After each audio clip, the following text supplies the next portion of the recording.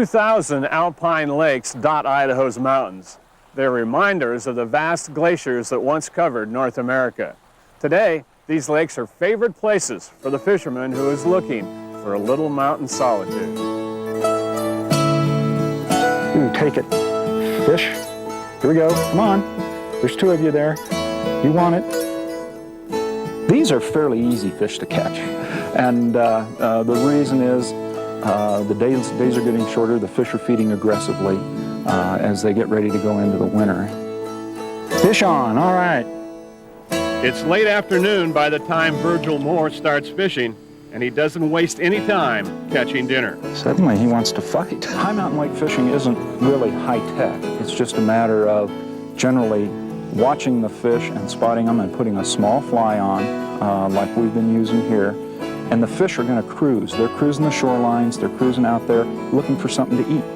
And just leaving the fly set here, if you're patient enough, they'll usually come by and see it. What's most enjoyable is to spot an individual fish and stalk that fish and cast to it. That's what's really fun. I know you want it. While Virgil fishes for cutthroat, he also takes note of the size and general health of the fish he's catching. His observations will help the Department of Fish and Game know when to restock the lake. Mountain lakes vary tremendously. Each one of them has its own personality relative to its productivity. They can grow big fish if there's a few fish and lots of food, or they can grow a lot of little fish, kind of like we've got here. My guess is we've got too many cutthroat in here, and that's why the size is down. Fish in alpine lakes primarily feed on tiny animals called zooplankton. The fish will feed on that and grow fairly well, up to about 12 inches. Then they need a bigger food item. And if they've got the proper balance of that with the larger food item to feed on, aquatic insects, dragonflies, damselflies, whatever there is around here, ants that they can feed on in abundance, then they'll grow a little larger. Verge, where are you? Over here. You doing any good? It's kind of slow at the moment. That's because we've taught them all out. I can be over there in a minute and I'll be getting them. I'll probably have to catch your dinner for you. You guys are such worthless fishermen. When two friends join in fishing, catching dinner gets serious with a little friendly competition. Okay, we'll see how good the old Mep spinner is here. Come on to daddy, little fella. Listen to him. The challenge is on. George is down there scouting. I had a follower. Where's he at? I think they're chicken. They heard about me.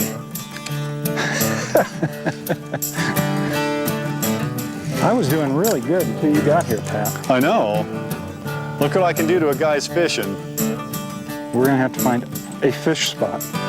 Yeah, I can't get him to hit a spinner at all. I tried 3 different times. You stay over here and I'll go over there, and all the fish you scare will come down to me. Not far away on a pile of rocks, a pika checks out his new and noisy neighbors.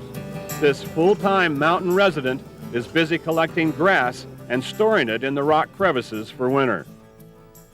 Yeah, I really enjoy coming into alpine lakes. There's always a lot of life around a lake. There's usually in the evening or morning you can see big game come down to get a drink. And by the time the sun sinks behind the mountain, the crew has barely caught enough fish for dinner. Do you have any paper towels, Jim? Okay. Tarragon, garlic, porcelain butter, margarine, and Swiss cheese gravy. All right. Tonight's special is fillets and white sauce with tarragon. The chef whips up the sauce while his assistant fillets and cleans the trout. And you run your knife right down along the edge of the backbone and the ribs on the fish, and then you've split it apart and you got the meat there all nice and good. Then you take a sharp knife and you cut right along here and you can get the ribs out. Okay, we've got our marinade. We're gonna lay the fish fillets in there, and then we'll heat this for about 15 minutes. These are small fillets, so it won't take very long to do them. When these are done, we'll take these out and make a sauce out of the marinade, and then put the fish back in with the sauce, bake it, and then sprinkle some cheese on top. Should be delightful. According to Virgil, a Dutch oven makes everything taste better.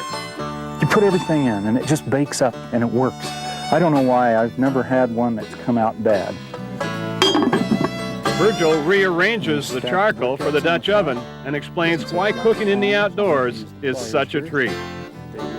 Well, yeah, it is. It's coming up here and taking a few fish out of the lake to eat and cooking them, and it's kind of like picking berries. Everybody likes to pick berries. Nature throws out. Yeah, it's getting what nature produced and using it to have a tasty dish that just no one else can have. And so I'm really excited about getting this done. Okay, we're gonna check this and see what we got here. Oh, it's fish. We're ready to eat. Everybody, let's do it. For some, this is paradise. A campfire, friends, and good food, all in the middle of nowhere. That didn't come out too bad.